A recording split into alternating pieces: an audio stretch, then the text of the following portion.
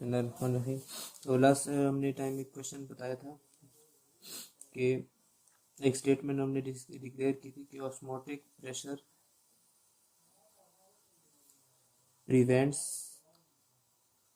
Osmosis. ये statement हमने declare की थी कि ऑस्मोटिक प्रेशर जो हमारे पास है वो ऑस्मोसिस को रोकता है। ठीक है,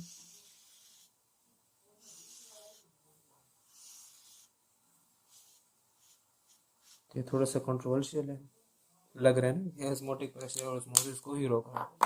तो हम इसको डिटेल में पढ़ते हैं कि ऑस्मोटिक प्रेशर कैसे ऑस्मोसिस को रोकता है। ठीक है, हमने जो लास्ट टाइम एक बीकर बनाया था, ठीक है, उसके साथ एक सेम परमेबल के थ्रू एक और बीकर अटैच था।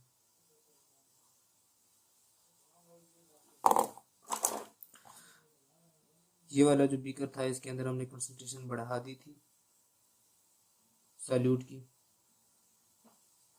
और इसके अंदर हमने कम कंसंट्रेशन रखी थी। इन दोनों को हमने एक सेमी परमेबल मेम्ब्रेन से सेपरेट किया था। एक है हमारे पास बीकर 1, एक है हमारे पास बीकर 2, यानी ए और बी। अब देखिए हमारे पास जो है क्वेश्चन था कि which one will have high osmotic pressure, high osmotic pressure. Question number 2 था हमारे पास कि which will cause osmosis, which will cause osmosis. And question number 3 था हमारे पास विच विल प्रिवेंट ऑस्मोसिस। ठीक है, तो ये हमारे पास 3 क्वेश्चंस थे इस बीकर के मुताबिक। दो जो बीकर है हमारे पास कॉम्बिनेशन है। तो फर्स्ट का आंसर है हमारे पास ऑस्मोटिक प्रेशर उसका ज़्यादा होता है जिसके अंदर पार्टिकल ज़्यादा ऑस्मोटिक है। ठीक है, यानी कि ए। और स्टेटमेंट के मुताबिक ऑस्मोटिक प्रेशर जिसका ज़्यादा होता है तो उसमें ऑस्मोसिस कम होती है। तो which will prevent osmosis, beaker A. And which will cause osmosis, the beaker B. अब हम इसमें एक्सप्लेन करते हैं कि ये किस तरह वर्क करता है। तो जो बी है हमारे पास और ए है हमारे पास, बी के अंदर क्या चेंजेस हैं? High amount of water and low amount of solute. और ए में क्या कंडीशन है हमारे पास कि high amount of solute and low amount of water. ठीक है, नेचुरल जो फ्लो होता है हमारे पास वो कैसा होता है? From higher to lower. और अगर हम इसके अपोज जाएंगे तो फिर कैसा होगा हमारे पास? Lower to higher. But with एक कंडीशन होगी हमारे पास। क्या कंडीशन? कि हमें उसको एनर्जी देनी पड़ेगी। मगर हमारे पास ऑस्मोसिस हो रही है तो ऑस्मोसिस तो डिफ्यूजन की एक टाइप है, तो डिफ्यूजन में हमारे पास एनर्जी यूज नहीं होती है, तो ओनली ये कंडीशन सेटिस्फाई होगी। ठीक है, अब हम इसको स्टडी करते हैं कि कैसे ये प्रिवेंट कर रहा है, कैसे ये इसको काज कर रहा है। इसका ऑस्मोटिक प्रेशर ज़्यादा है ना, यानी कि इसकी जो पार्टिकल्स हैं ये इस पे वाल हर जगह पे प्रेशर डाल रहे हैं। तो जब प्रेशर डालेंगे हर जगह पे तो इनका जो अपना फ्लूइड है वो बाहर नहीं जा सकेगा। फ्लूइड की बात कर रहे हैं, यानी कि जो सॉल्वेंट है, ठीक है, हमारे केस में वाटर है, तो वाटर यहाँ से बाहर नहीं जा सकेगा। क्यों नहीं जा सकेगा? उसकी दो रीज़न मैंने बता दी। एक ये कि ऑस्मोटिक प्रेशर ज़्यादा होगा, और दूसरे रीज़न के ये लो कंसंट्रेशन में और ये हाई में, तो इसके लिए हमें एनर्जी देनी पड़ेगी तभी उस साइड पे जा सकेगा, नहीं तो इस तरह उस साइड पे जा नहीं सकता। और सैल्यूट जो है वो यहाँ पर ज़्यादा है और बी में सैल्यूट कम है। सैल्यूट यहाँ से इस साइड पे क्यों नहीं आ सकता? इसकी दो रीज़न है।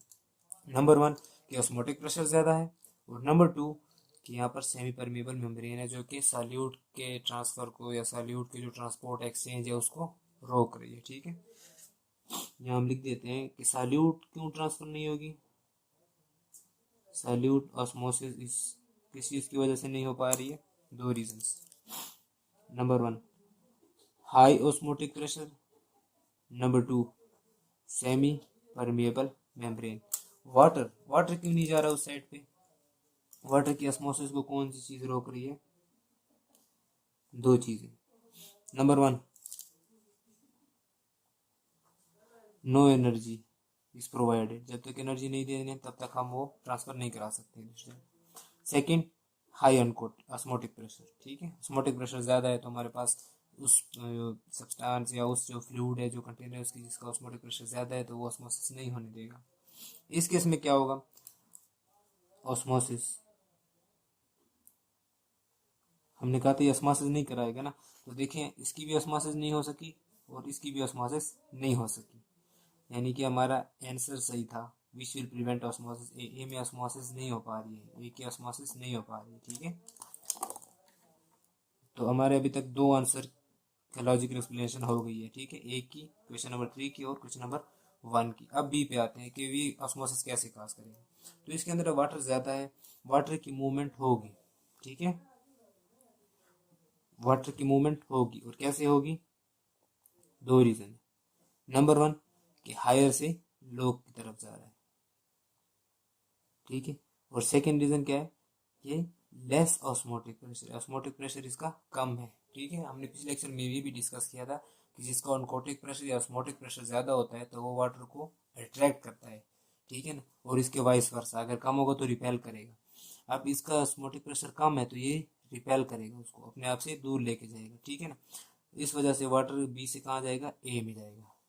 और सैल्यूट, सैल्यूट के साथ क्या होगा, सैल्यूट की ऑस्मोसिस होगी कि नहीं होगी, सैल्यूट की ऑस्मोसिस नहीं होगी, ठीक है, सैल्यूट की ऑस्मोसिस दोनों में नहीं हो रही, ना ए के केस में ना बी के केस में। क्यों नहीं हो रही, उसकी भी दो रीज़न है। नंबर 1 कि हमें ने उसको एनर्जी नहीं दी है, क्यों, क्योंकि देखिए सैल्यूट हमारे पास बी में कम है, ए में ज़्यादा है, तो उसको उधर जाने के लिए हमें उसको एनर्जी देनी पड़ेगी। Second, semi permeable membrane, semi permeable membrane इसको अलाउ नहीं कर रही है कि आप उस साइड पे जा सके, हालांकि कम ऑनकोटिक प्रेशर तो इसको अलाउ कर रहा है, मगर ना इसके पास तो इतनी एनर्जी है, ना इसके पास इतनी परमेबिलिटी है कि सेमी परमेबल मेम्ब्रेन को क्रॉस कर सके। तो हमारे पास बी की भी लॉजिकल एक्सप्लेनेशन आ गई है कि किस तरह ऑस्मोटिक प्रेशर जो है वो ऑस्मोसिस को प्रिवेंट करता है, ठीक है।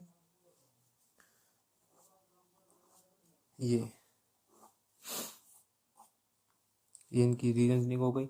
अब देखें ए में कोई ऑस्मोसिस नहीं हुई, ठीक है, ना वाटर की हुई है ना सैल्यूट की हुई है, उसमें सिर्फ वाटर की हुई है, सैल्यूट की नहीं हुई है। सैल्यूट की क्यों नहीं हुई उसके हमने वजूहत पढ़ ली हैं, और इसमें क्यों नहीं, इसके भी हमने रीजंस डिस्कस कर लिए हैं, इसकी भी डिस्कस कर लिए कि क्यों हो गई, ठीक है।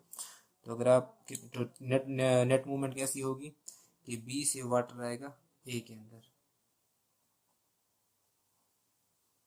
और ये तब तक आता जाएगा जब तक दोनों साइड पे कंसंट्रेशन बराबर ना हो जाए, ठीक है। जब दोनों साइड पे कंसंट्रेशन बराबर हो जाएगी, मिसाल के तौर पर अभी ये हमारे पास हाइपरटोनिक है और ये हमारे पास हाइपोटोनिक है, जब यहाँ से वाटर की मूवमेंट इस साइड पे होगी तो एंड रिजल्ट हमारे पास क्या आएगा, आइसोटोनिक, यानी कि दोनों साइड पर हमारे पास ऑस्मोलैरिटी इक्वल हो जाएगी, ठीक है।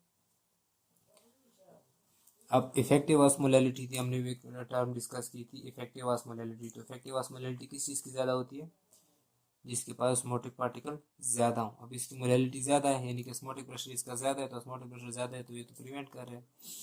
अब आइसोटोनिक कंडीशन जब हमारे पास अचीव हो जाएगी तो कंप्लीट स्टॉपेज हो जाएगी, ठीक है, ना वाटर मूव करेगा और सॉल्यूट तो वैसे ही मूव नहीं कर रहा, तो उस केस में हमारे पास दोनों साइड पे सॉल्यूट और सॉल्वेंट की कंसंट्रेशन बराबर हो जाएगी, और वो केस हमारे पास आइसोटोनिक कंडीशन होगी, ठीक है। तो ये था हमारे पास ऑस्मोटिक प्रेशर कैसे ऑस्मोसिस को प्रिवेंट करता है और बॉडी फ्लूइड्स कैसे बॉडी में एक्ट करती है, ठीक है। इन चीज़ों, यही क्वेश्चन हमने पहले भी एक डिस्कस किया था कि अगर इनफ्लूएंट बॉडीज़ की तादाद बढ़ जाएगी तो सेल को क्या होगा, ठीक है। सेल का अगर इनफ्लूएंट बॉडी बढ़ जाएगी तो ऑनकोटिक प्रेशर बढ़ जाएगा, ऑनकोटिक प्रेशर जब बढ़ जाएगा तो वो वाटर को अट्रैक्ट करेगा, तो सेल क्या कर जाएगा, स्वेल, ठीक है।